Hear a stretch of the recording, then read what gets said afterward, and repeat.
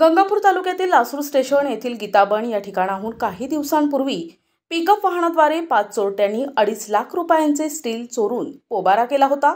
मात्र शिल्लेगाव पोलिसांनी शिताफीनं त्या चोरट्यांना मुद्देमालासह पकडून 5 आरोपींना बेडा ठोकले असल्याची माहिती शिल्लेगाव पोलीस ठाण्याचे पोलीस निरीक्षक सलीम चाऊस यांनी दिली आहे।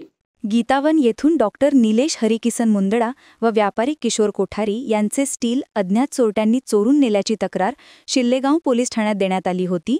यावेळी पोलीस अधीक्षक doctor Vinaykumar Rathod, upper police अधीक्षक अन्नपूर्णा सिंग, उपविभागीय पोलीस अधिकारी डॉक्टर निलेश पालवे यांच्या मार्गदर्शनाखाली पोलीस उपनिरीक्षक गणेश काळे, बीट अंमलदार तात्याराव बेद्रे, हनुमंत सातपुते, राजेंद्र निसर्ग, सुरेश भिसे, रवी दाभाडे, रवी कीर्तिकर, पोलीस कॉन्स्टेबल चव्हाण, अर्जुन तायडे यांचे पोलीस पथक तयार करण्यात आले।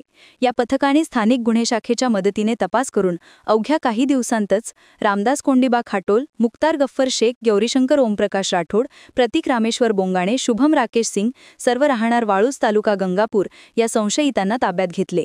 त्यांनी गुन्ह्याची कबुली दिली आहे।